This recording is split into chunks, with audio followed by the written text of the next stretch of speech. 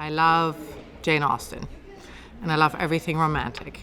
So when you approached me with this, that I was, of course, utterly enthralled, because happy endings, like romance novels are always known for the happy endings, but they don't keep going afterwards. And I always envision, especially with those two, but how would they be like when they are not flirting or in courtship, but actually dealing with their daily lives?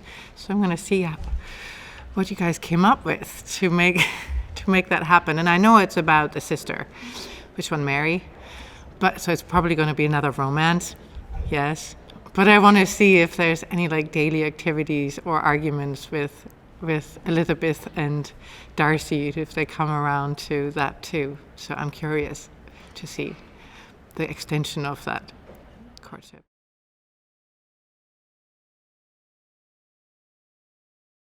I'm a huge fan of people that are flawed, and to me she's a great author, or what do you say?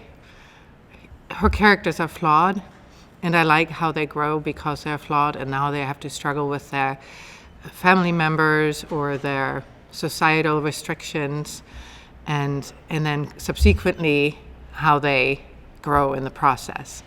And to me it's just so endearing, and I've always loved how she was able to do. I've been thinking about this a lot because I love those too. So I would always ask my clients to do, and I would probably have them do it as well, is sit down separately and brainstorm all the things they would want to do and not want to do, and not influence each other, because especially the two of them are very opinionated, and they may argue about every little thing that they would have to make a decision about. So instead of having them do that, I would have them create a wish list separately. But the main thing is would you want to live in town or would you live in the country? Well, I do believe they would probably want to live in the country, but at the same time I think they would want to travel a lot, and they would want to have a lot of books, so we would want to be sure that we make the accommodations for that. And but yes, I think I know them so well, I don't know if I need to ask them that many questions. I have a pretty well figured out what I would do for them. So casual, not too uptight, lots of room for family, and collections and that sort of thing, and animals. Mm-hmm.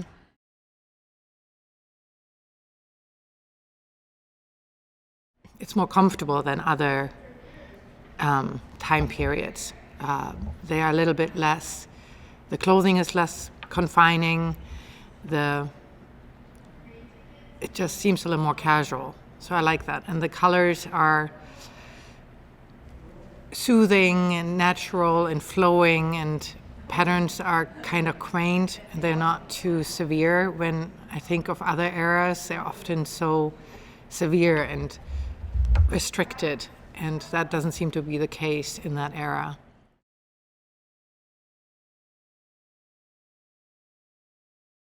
I'm not a good researcher because I'm dyslexic. So for me to read about things is not something I am drawn to. But I have really good intuitions, I feel, not to pat myself on the shoulder, but I like how the space that I walk into kind of tells me its story pretty clearly. Portland era architecture, for example, is pretty limited because at the time in the architecture that ARCIFORM specializes in, it's 50, 60 years of architecture in a place that barely had trains coming to it. You didn't have tons of resources available to you. And so it was pretty defined.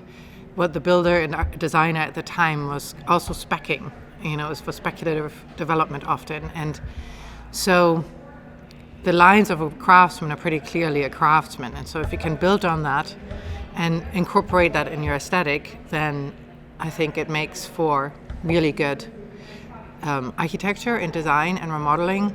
And then you bring the client to the table, and they have done their research. They often love their houses, so they may have done research on, if it's a historic home, is who was the architect, who was the owner, and then we read on that a little bit more, and they get very excited about it. Well, in Europe, what I love is the new things are pretty clearly, and they try to do that here too, but it's a little bit more difficult. they really define what the new and the old is. So they don't try to hide it so much. So, for example, you come into a house that had plumbing retrofitted and all the pipes are all over the place, and then they wrap wallpaper around it. I love that. But here, everything wants to be hidden. And, oh no, it has to be behind the walls. And, oh my God, there's a pipe exposed. It can't be. So to me, it's a little bit more transparent in Europe, the remodeling.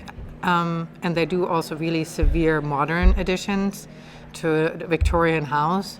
So you really know where the old ends and the new starts. Well, I love it because, unlike movies, where it's so literal, often the interpretation in the theater is less literal. It's a little bit an interpretation of something just because you can't be outside or you can't be necessarily not. It's a stage set. And I love it. I love, especially here, the way that's interpreted. It's so creative and it's pretty, often very beautiful or funky. And I love that about theater.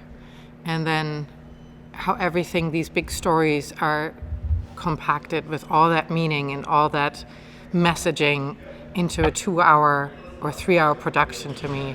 And having to filter that out and making choices like that, I think it's so fascinating. It's very creative. And I also always think, when I was getting ready thinking about this interview, I was thinking about how theater was the only real colorful thing that a lot of illiterate people were able to go to, because I always had like the pits for the poor people and how they get out of their grind and get to experience fun and exuberance and something other than just their daily often dark probably, lives. And it's a simple thing. You can have a theater with just a couple of people on stage, or you can make it really elaborate, and you just can tell stories to everyone. And yeah, that's why I love theater.